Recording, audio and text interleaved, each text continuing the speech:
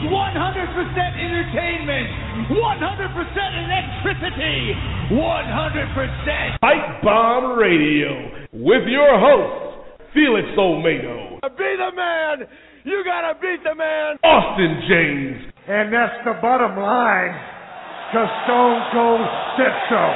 And Nate Milton. Can you dig it, sucker? I do love that intro. That intro was done just so well. I have to say, every time I hear it, it brings a smile to my face.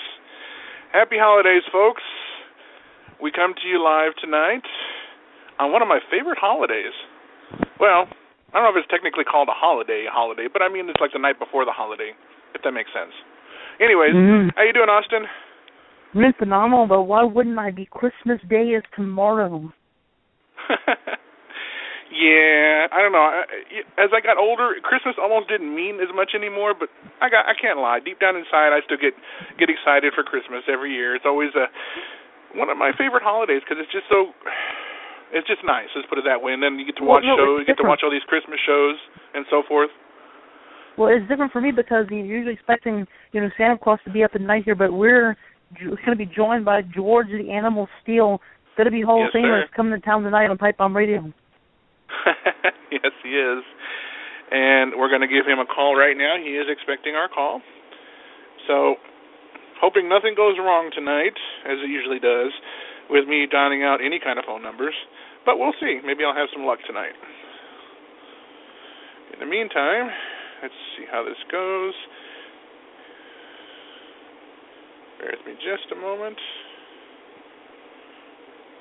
And who knows? Here we go.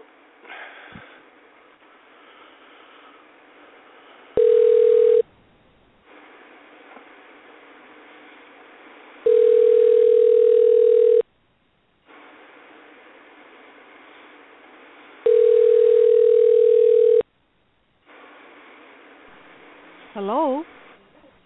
Hello, may I speak to Ms. George, please? Mr. Myers? Yes, hang on just a minute. Thank you.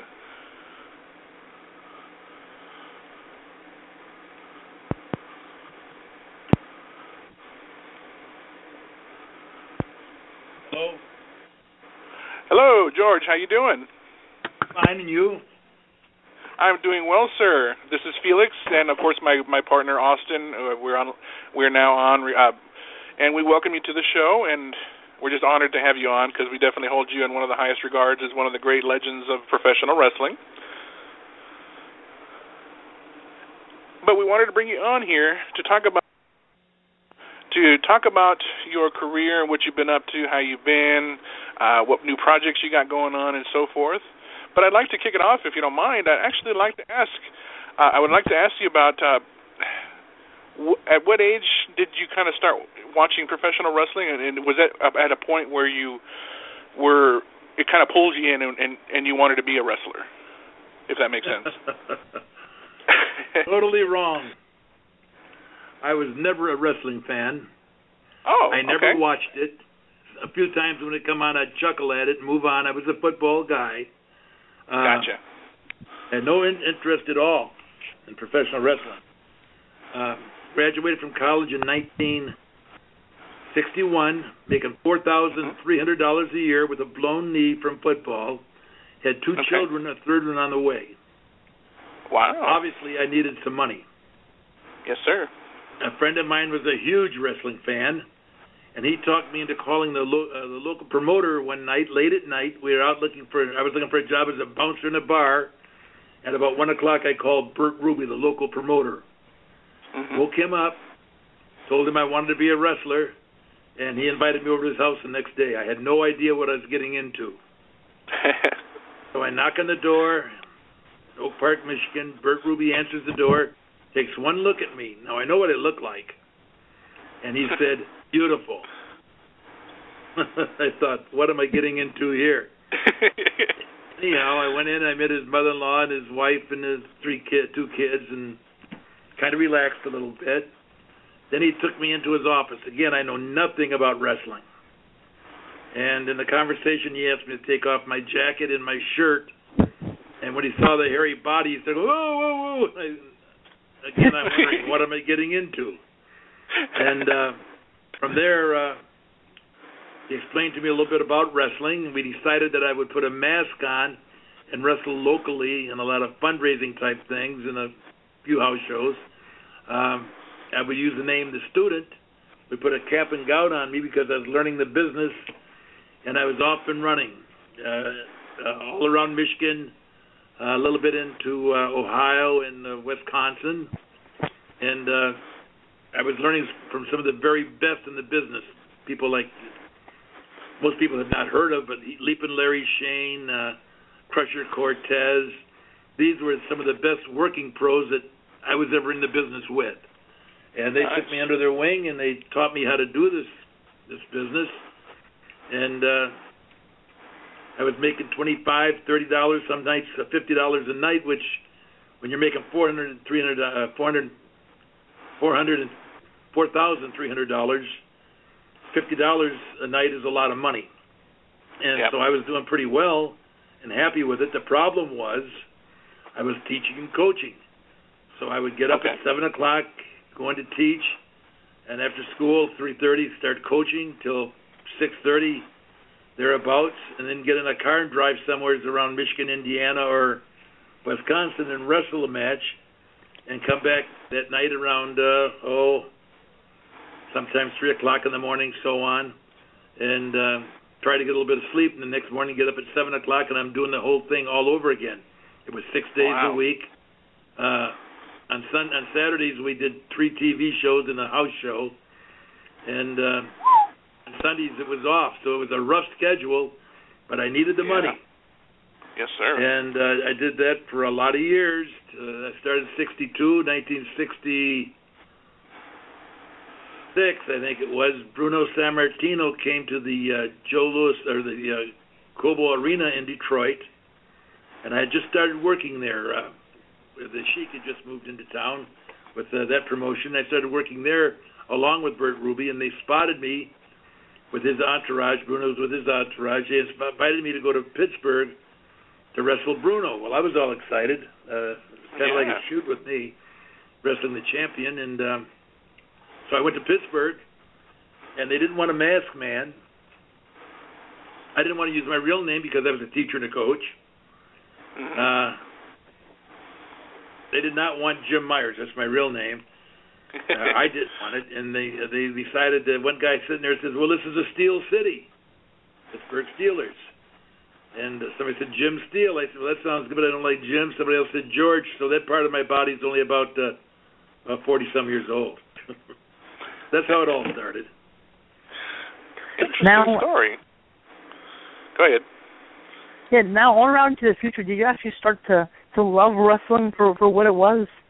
At first, I resented it. I did not like it for what it was because, again, I'm a football player, and I didn't understand the art of working at first. And I resented it. I had to do it, but I resented it because I thought it was a shot at my integrity as an athlete. So I struggled with it, but I needed the money. Once I got into Pittsburgh and became George Steele, and with the background that I had as a student, and learned the art of working, and it is an art, then I had nothing but total respect for it. Total respect. That's amazing. And you know, you talked about. I had a very I'm sorry. unique run. Who would have thought all this time? You look at back. Most people don't realize I was still teaching and coaching in 1985. All those years that I was wrestling in New York and Boston, I was still teaching and coaching. And I kept it a part-time job because I was doing what I loved doing, the teaching and the coaching. And so I had a great part-time job.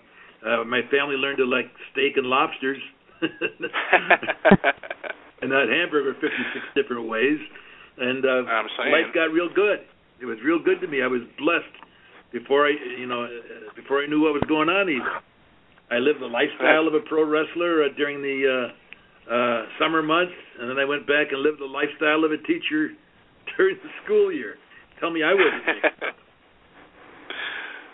And you talked about in one of the most recent, well, not too recent, but when they talked about the 50 years of WWE, you were in there. You were in the story, and you talked about working with Bruno in Madison Square Garden.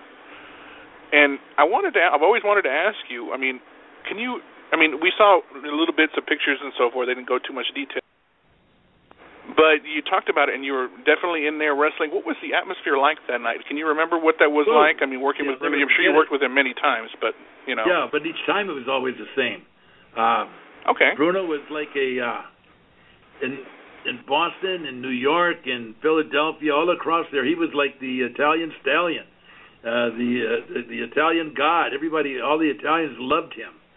And they hated me. In fact, there's no question about it. I was one of the most hated heels in the history of the WWF when I first went in there. This had become the WWF, and now it's the WWE. But I was one of the most hated, most vicious, roughhouse heels in the history of the WWF. And that's when you go to their Hall of Fame site, and it says that. That's the way it was. And when I worked with Bruno, it was a half shoot. I mean, we beat each other up really pretty good. It was a work, but we beat each other up real. We worked tight, we worked stiff, we laid things in, and it was very believable because when it was over with, we both believed it. We beat the tar out of each other. But it was, we always knew who was going to win. But it was just a totally different way of working. I told referees, I always use the foreign object. I would tell referees, if you see the foreign object, disqualify me. Because I wanted everybody in the arena to see it, except the referee. If the referee sees it and the people realize it, then it becomes phony, doesn't it? Yeah. Mm-hmm. So psychologically, everything we did was totally through the real concept. We never choreographed a match. We never did anything like that. The only thing I always knew was the finish. And with Vince McMahon Sr., Vince Jr.'s dad, I had the opportunity, the right to change any finish that I wanted to if I felt it was right in the ring. And I called most all the matches. Everything, the action was going on in the ring. The heel calls it. Back in those days when it was not choreographed, because first of all, if you got a lot of heat, you had to know how to cool a crowd down before they killed you. Now, you mentioned the word stiff. You actually had the opportunity to go to Japan and New Japan Pro Wrestling in 1979. How was that experience there? Quite a different atmosphere, huh? Oh, totally different. Totally different. First of all, the fans don't show their emotion. It's they're a society that's just really, rather than boo you or throw anything at you, they just kind of whistle. The madder they got, the harder the air got, I guess. But it was a totally different experience. My goodness. And then, as you know, they also discussed the man himself, Mr. McMahon Sr. I was always intrigued because I've always heard such wonderful stories about him, what kind of man he was. And to work with him, it was usually, I think, correct me if I quote you incorrectly, sir, you said that your whole career working for Mr. McMahon Sr. was based on a handshake. Exactly. There's no such thing as a contract. It was on a handshake. And they didn't know when I went in there the first year, they didn't have any idea of how things were going to go. I had no idea of what was going on. I had never made big money before in wrestling. In Detroit, when I started working the Sheik's organization, a $90 payoff was big for me. So I had no idea what I was getting into. In fact, the real sidebar story is I taught drivers training in the summertime. And I told you about my trips and not getting much sleep. Well, in the process of making those wrestling shows as a student, the mask on, I might have to go 150, 200 miles and not have a whole lot of time to do it. So I got a lot of tickets. And in Michigan, back in those days, if you got 12 points in traffic tickets, they took your license away. What I didn't know is if you didn't pay them for a while, it was before computers, there was no way of checking it. So when I had a bunch of tickets and I paid them all off at once, I had 44 points. 12 points to take your license away. I was the top point getter in the state of Michigan. And I was teaching drivers training. Back then, no computer. They would put it. Every driver's training teacher in the state of Michigan had a yellow tag by his name just to say he was a driver's training teacher. Gotcha. When my tickets come through with the 44 points, they put a red tag on the on their records, and which meant that I was going to lose my license, and I could no longer teach driver's training for a while. This all becomes kind of a funny story because it's kind of how God was in control before I knew Him. I was making about $110 a week teaching driver's training, and then wrestling in the summertime, and then wrestling for another $40-50. That's how I was feeding my family. If I had not got those tickets and got that red tag so that I couldn't teach driver's training anymore, there's no way I would have left and went to New York to wrestle, because I needed that money. But they were taking it away from me because of my tickets. I understand what I'm saying? Yes, sir. And that opened the door for me to go in to the Northeast in the WWWF and become a huge star. I had no idea what a huge star was. I mean, I felt naked when I didn't have my mask on. So I worked in Pittsburgh one summer, and they were just starting to do business there in the Civic Arena, and we did, I think, 4 shows, and 3 of them were sellouts. They had not had any sellouts there before.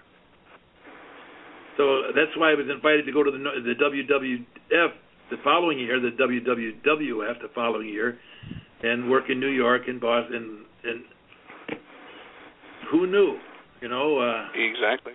Yeah. It just, I didn't have a manager. I did my own talking. I was very articulate. The first 3 years in New York, I didn't have a manager. I did my own talking. Every other heel had a manager. And I was good on the mic. And then years later, Vince Jr. started working with his dad, and we were doing an interview, and the name Animal. How do you think I got that name? I'm curious to find out. The fans started calling me an animal because of the way I looked and worked. And I would get on the microphone and scream at them, "I'm not an animal, I'm a people." And the more I yell at them, the more they call me an animal. And finally, 2 years later, the WWF started calling me the Animal. The people named me the Animal. And so then a few years later, I'm doing an interview, and Vince Jr. with his, he's way out of from our point of view back then, and where the business is now, he had a different take on things. Yeah. And I'm doing my articulate interview.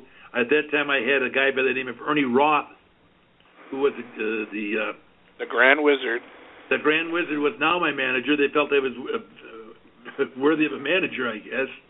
And I'm talking, and Vince said to me, he says, "You're making too much sense for an animal," which kind of irritated me. So I can see how. Said, "Let's do that again." So he put the mic in front of me. I went, he said, "That's what I want." I went, "Oh, crap." That's how that started. Everything I did was by accident. Everything I did was by accident. In turn, people remember me not for my wrestling so much. They remember me for having a green tongue. And why did I have a green tongue? I'd had a couple of drinks one day at TV, and I didn't want them to know it, so I put some Chlorets in my mouth, went on live TV, and I had a green tongue. The switchboard lit up. Now, this is right after black and white TV, this early color TV. So people thought that their television sets were screwed up. I got a great results from that. In fact, the following Friday when I went back to the Pittsburgh Arena, they had big, huge signs of green tongues hanging out all over the place, which I thought was funny. So I didn't do it. About 3 months later, I said to myself, for my own laugh, I think I'll do the green tongue thing again. So I put some Chlorets in my mouth. The place went nuts again. From then on, I had the very best breath in all of wrestling. That is hilarious. I guess you didn't say that everything happened for a reason. What? What's that? I guess you didn't say that everything happened for a reason. I was in control all the time. I was known for eating turnbuckles. Oh, how they taste? Well, I think you want to know how I got started eating turnbuckles. Not about how they taste. But if you want me to tell you how they taste, I'll go that direction. Which do you want? Give us a little bit of both. Well, they were not garlic flavored, and they were not sautéed. The deal is, years ago in Pittsburgh, they used to give away little gifts to get fans to come to the TV show. It was a small studio, held about 75 people. In fact, it was funny because it's black and white TV, and they had plywood that they set up around. They had 75 people in there, say. Then they had plywood set up behind them in black and white faces on it to make it look like more of a crowd. It was just plywood with faces painted on it. In fact, if you go to my website, there's my first picture that I ever took as George Steele in Pittsburgh, and it's in the ring, and the plywood is behind it. You can see the plywood and the faces on it, so it's kind of neat. That's GeorgeAnimalSteel.com. I'm plugging my website, and I'm Please do, yes. That. And then they give away these little gifts. Sometimes it'd be this or that. And this particular time, they give away a little couch, silk couch pillows. And during my match, one of the fans got mad at me, an old lady called Rosie, and she threw Ringside Rosie, they called her. She threw her pillow at me. I got a pillow in the ring. I look at her and I think, well, if I throw it back, there's 75 pillows out there. They're going to throw them all at me. I'll be covered with pillows in the ring. That ain't going to work. If I sit on it, it's going to get boring. What am I going to do with the pillow? So I take a snap bite out of it, rip it apart, and when I do that, this pillow is packed real tight with this stuffing that floats in the air. So I started throwing it up like a cartoon character, and the stuffing floated down and started sticking in my hair. I looked like the abominable snowman because this little pillow had a lot of stuffing in it. And then I took it and I put it over my opponent's head for good TV, and I got the pillow on his head like he's a masked man now, and I'm choking him, and the place is going nuts. And I ripped the pillow off, and remember I told you the stuffing was lighter than air? Yes. Every time he breathed in, that was going down his lungs.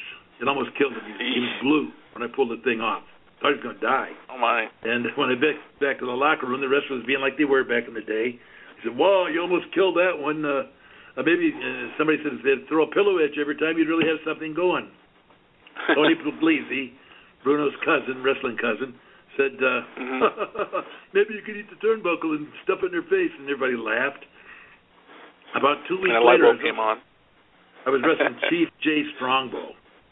And, another great. It's hard to have a bad match with Strongbow, but the people were not reacting. And we're beating on each other. They're not reacting. So I wondered. So I went over, took a snap out of the old Everlast turnbuckle, took the stuffing out, started rubbing that in his face, and running his head into the turnbuckle, after I took the stuffing out, and we had a riot. From then on, I figured, if I just get rid of tear up the turnbuckle, I could always have a lot of heat. It was better than using a foreign object, although I always used a foreign object also. So that that's how that started. The taste. Not much. I wouldn't recommend it to anyone that's not an animal. But that's how that got started. My whole career, it's wild and crazy. Who would have thought? Who would have thought I'd been invited back to New York the second time? Yes. And that's like in the mid-'80s, and you got to work with Randy Savage at that point, too. You've talked about working with him many times. That's a whole different can of worms, Randy Savage. At that point, I'm no longer the most vicious wrestling heel. I look totally different. If you look at, like I said, on my website, you see what I looked like when I first went into New York with the big, pretty well muscled up and, a tough guy. Later on, I became a cartoon character. When the Hulk Hogan era come in and WrestleManias and all that, it was 50 years old. It's time for me to retire. So, in fact, Vince Sr. and I had a conversation in 1983, I think it was, that my career was over in the Northeast because I was getting older, and he didn't want to see me come around because I'd been such a fluid star for them for so many years. He didn't want to see me come in and be a second-rate type thing. Let's just finish it right here, he said. And we both had tears in our eyes as we hugged and shook hands. Of course. Following spring, he died. So Vince Jr. has taken over, and he invited me back, and he came up with this whole cartoon idea, which I did not think would work. But it did. For my retirement, thank God for Vince Jr., it worked out fine. I mean, we sold those Mine dolls and all kinds of action figures, and just, the wrestling itself was huge. I rode Hulk Hogan's Wave until about 1989, and I came down with Crohn's disease, and that's when I quit wrestling. But then I worked as an agent for another 10 years behind the scenes, and Vincent called me up and asked me to do that. I said, no, I don't want to be an agent. I'm not a schmuck like that, and he wanted me to come back and do that, and we talked an hour, and I kept telling him, no. He told me to talk to my wife. He knew Pat well, and he said, she's smarter than you are. Talk to her, and I'll call you tomorrow. So he called me the next day, and he said, what'd you think? I said, well, Pat told me to do what I thought was right, and I really don't think it's a good thing for me. He said, try it for 3 months. Like he's probably hoping that she would have changed your mind. Well, he said, just try it for 3 to 4 months, and if it doesn't work out, we'll just shake hands. So I went back, and I started it, and I was just doing the money, and I'm dyslexic. Yeah. Counting money's not a great idea. And I was doing the money end of it, and about 3.5 months, I was ready to tell him, shake hands and move on. And he called me, and he said, I want you to start running the shows as a major agent. Now you get into creativity, and I loved it. I was good at it. And changed a few things that everybody else was doing, and it was working big time. And so I from the creative part of it, I really enjoyed doing that until it became time for me to end. And when we parted ways, it was time for me to end because wrestling was changing so drastically. It's not the wrestling that I knew, and it was passing me by, and I got sick, and I had the Crohn's and all this stuff. It was understood. Just, if I had kept working for a while as an agent and traveling with the Crohn's disease at times, sometimes having to leave the road and go to the hospital for a month, I would have probably died. So in reality, that phase of my life kept me alive. So I owe an awful lot to Vince Jr., but I owe more to Vince Sr., to be honest with you. Now, how was the segue into acting? Pardon? There you go. Now, how did you get the segue into acting, like with the movies? Because I'm a great actor, I guess. Here's what you happened. are, sir. Tim Burton called me up. Johnny Depp?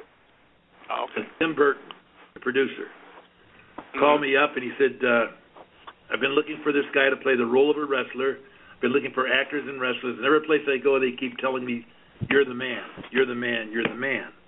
So I met with him out in L.A., and he had told me, he said, you look, when we were talking the first time, you look like a movie star. Okay. So he tells me that I've got the part later on, and I start researching the part, Tor Johnson. Tor Johnson was the first guy to do monster movies without makeup. And I look like a movie star, so what does that tell you? That was funny. So now we're talking about the acting part of it. I walk in on the set the first time, and I've never been on a movie set before, and I don't know what to expect. But I'm very relaxed. I mean, I'm not uptight with it at all. And somebody said something to me about, "Are you nervous?" I said, "Not really." Bill Murray was sitting there. I love Bill Murray. He said, "Well, the guy's been acting his whole career." Oh yeah. He's a better actor this week. So that was the start of it, and then it was in a movie. I had it was a black and white movie. Johnny Depp was fantastic. He was very helpful to me. Martin Landau was very helpful to me. Bill Murray was very helpful to me, and again, I was casted with some of the best actors in the acting business.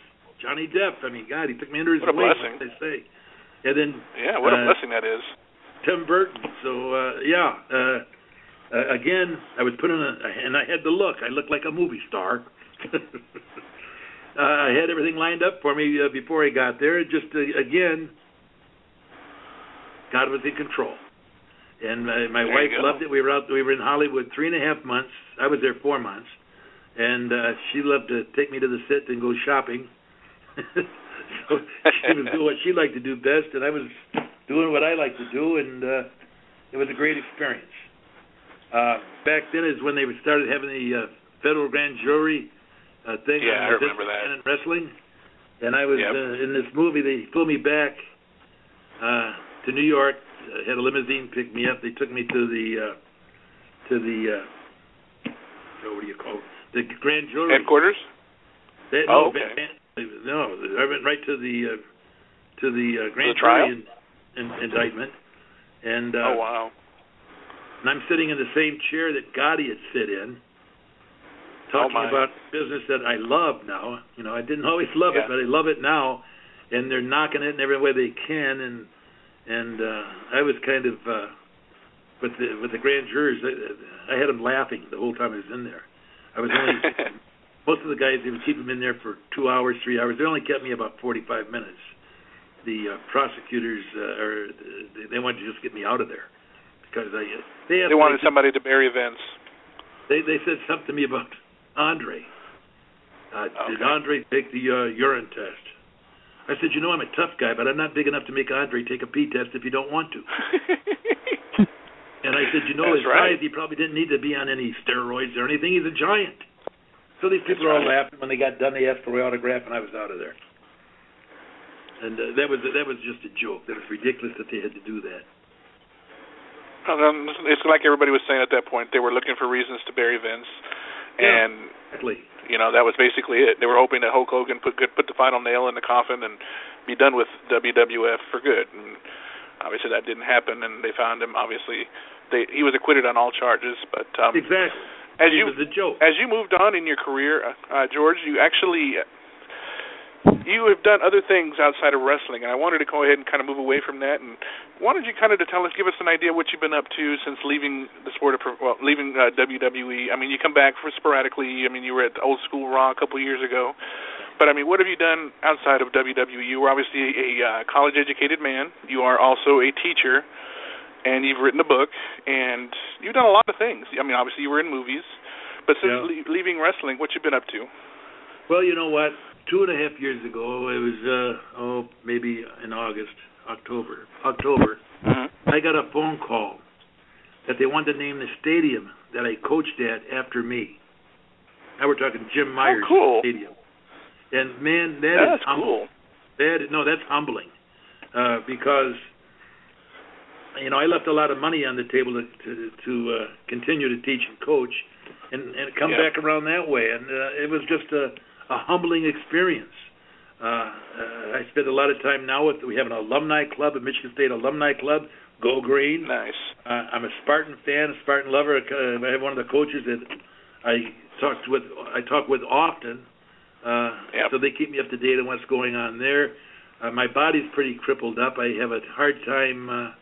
Walking up down stadiums anymore, so I don't even go to high school games anymore because I have a hard time walking and standing. Understood. But there is a picture of you in front of the Jim Myers Stadium on your website as well, in case people wanted to know, they want to check it out. Yeah, that's GeorgeTheAnimalSteele.com. And then I'm very, with the alumni club, I'm very involved with my faith, with the Lord Jesus Christ. That all started in 2002. That's on my website too. My testimony, my education background. I talk about being very dyslexic as a kid. That was terrible, going through elementary school before they knew what dyslexic was, and I couldn't really read, and they would ask me to read, and the kids would laugh at me and make fun of me. And when I went to high school, I was still very dyslexic, and they still didn't know what it was, so they would take roll and send me to the gym. But they didn't know what to do with me. I had a learning disability. And when you go to the gym every day, you should become a pretty good athlete. And I did. And I got a call and invited. Actually, I was supposed to go to Notre Dame at one point. But then I got married, and they didn't want any married students on campus in those days. And so I got accepted at Michigan State on a football scholarship with learning challenges yet. And while I was at Michigan State, they kind of figured out how to teach me a little better. You know, when God takes something away from you, such as a learning disability with dyslexia, He gives you something else. And people with dyslexia, they have great memories. So we learned how to use my memory, and a lot of my classes had to be oral final examinations because I As you can tell, I got diarrhea of the mouth when I talk anyhow. But I breezed through it talking about my way through school. There was no gifts, so the football office was very, very good to me. I had a lot of challenges on campus. I was a wild, crazy guy. I really was. And I just look back at it. I tell people this all the time. I do a lot of speaking engagements. I'm cutting back on them because it's getting hard to travel. But I do a lot of speaking engagements, and when it comes to the book, I tell them everybody should write a book. Oh yeah. Everybody's got a story, and when you look at your life, as I did, through the rear view mirror of life, I see where God was touching me all the way through with a learning disability, getting into Michigan State, getting into wrestling, not my idea, God. And what it did is it's put me on a platform that's really kind of unique, because first of all, people think of me as a wild, crazy, stupid guy, and not those who know you. And they think of wrestling in a different way. So a lot of times I'm asked to speak, and they get a totally different view of me, of the wrestling business, of the wrestlers, because I'm pretty honest with it. And I reflect on how God was controlling me before I met Him. So my platform now is the WWF platform, you might say, but my real tribute is to the Lord Jesus Christ. And that's what Amen. You know, George, you are truly an inspiration to many people. That you can definitely follow your dreams and never let anything hold you back, no matter what the cause, what situation. Things happen for a reason. You kept pushing. You had a family to support, and no matter what, you made your dreams come true. You made a lot of money. And I got to ask, going off the subject real quick, would there ever be a chance of you making those little animal dolls, the one that had the green fur and the bald head? I thought those were freaking awesome. Those are just awesome. And I would definitely buy one if you did bring them back. No, that's not going to happen. That's not going to happen. That's a funny story. But you do have your book on sale as well on your website, Animal. It is available at GeorgeAnimalSteele.com. And you can get it autographed, if I'm correct. Is that right? Well, yeah, I send them out autographed, but I tell people all the time, I'm not trying to make money on people. That's never been my style. They can get them cheaper at Amazon. Amazon? Amazon is cheaper, but they're not autographed. But you tell a great story. As you said, everybody's got a good story to tell, too. So I've had a lot of good response on that. It's all about overcoming terrible challenges, learning disabilities, Crohn's. There's no cure for Crohn's. I'm totally cured, and that's what led me to the Lord Jesus Christ. When I was wrestling, I lived a lifestyle that I'm ashamed of now. It's just amazing that God stuck with me, because I was not sticking with Him. I did it all on the road. I mean, I was a wild man. And you know, I always say, why live a life if you don't at least do something remarkable? And you've definitely lived a remarkable life. I mean, truly one that no one will ever forget. I mean, when you leave this earth, you have a legacy that speaks for itself. Well, thank you. Absolutely. And, I do have to touch on that one as well and ask for upcoming things that you're going to be doing. If fans want to keep up with what you're doing, I know you've got a Facebook. Do you dabble in any other social media at all, or is the Facebook the best way to get a hold of you?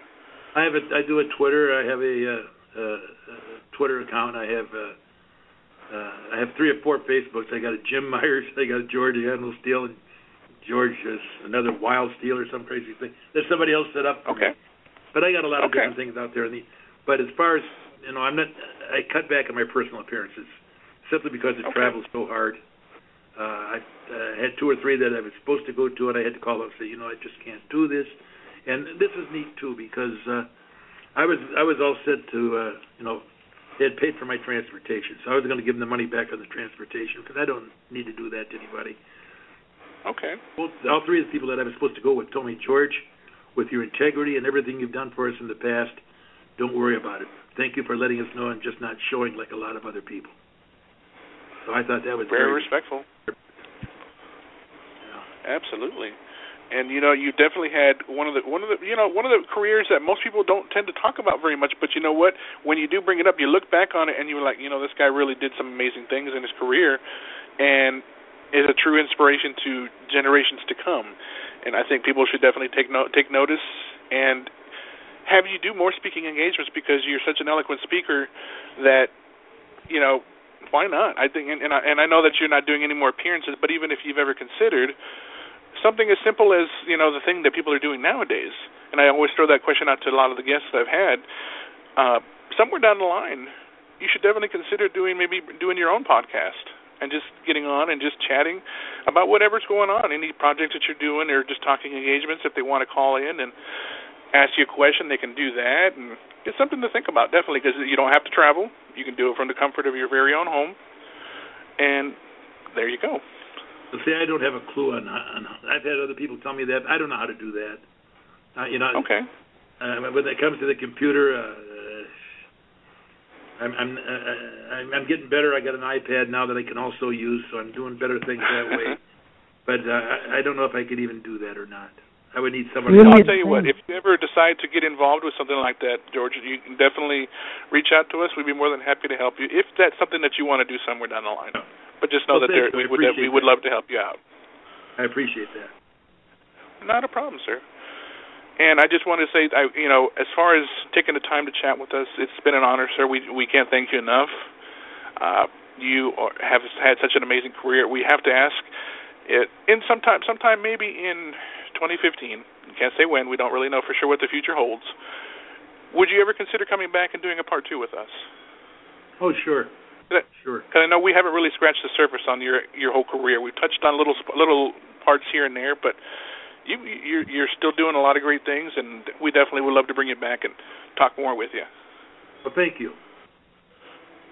And for that, I definitely, on behalf of Austin and my co-host and myself, we hope you enjoy your night and have a very Merry Christmas.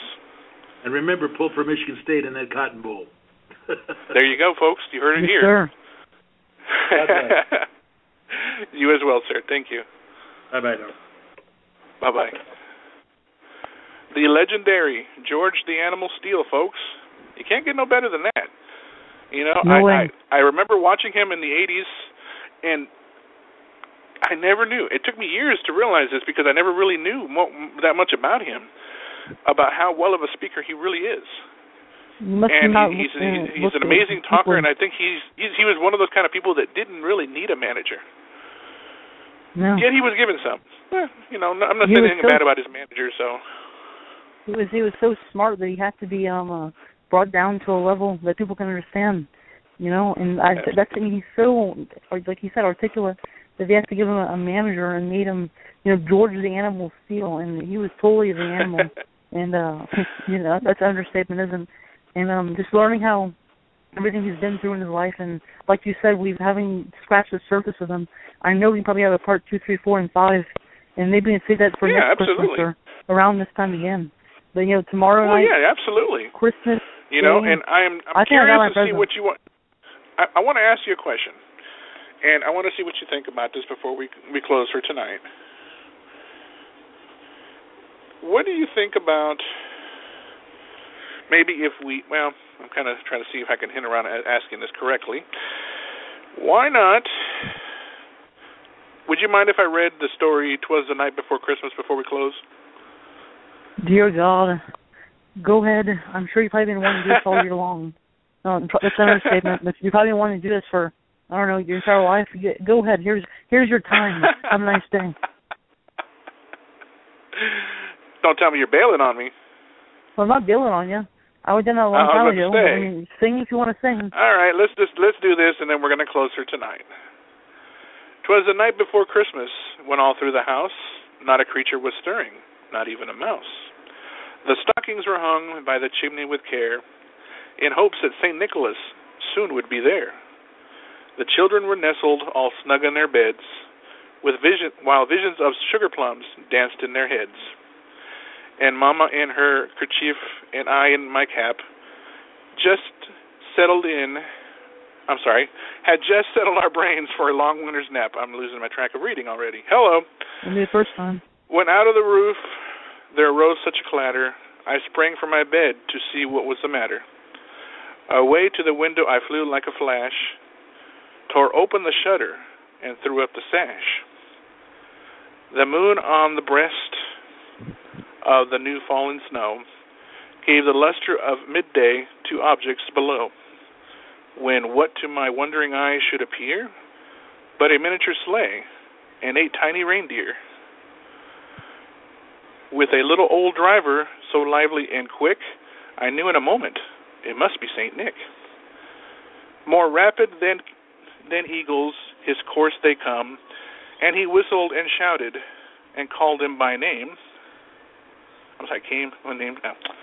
Now Dasher, now Dancer, now Prancer and Vixen, on Comet, on Cupid, on Donner and Blitzen, to the top of the porch, to the top of the wall.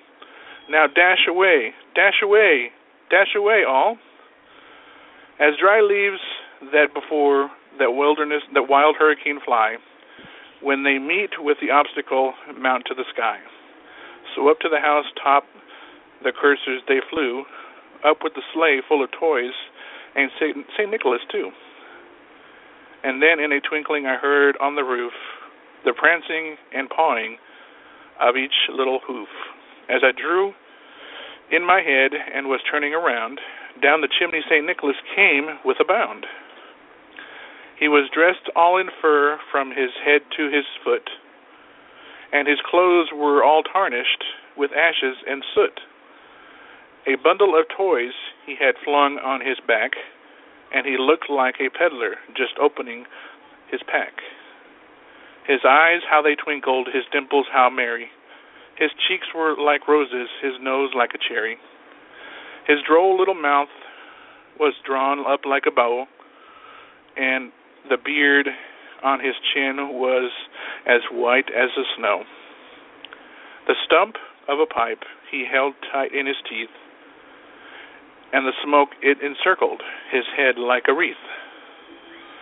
He had a broad face and a little round belly that shook when he laughed like a bowl full of jelly. He was chubby and plump, a right jolly old elf, and I laughed when I saw him in spite of myself.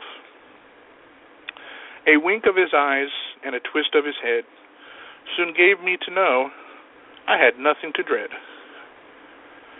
He spoke not a word, but went straight to his work, and filled the stockings, then turned with a jerk, and laying his finger aside of his nose, and giving a nod, up the chimney he rose.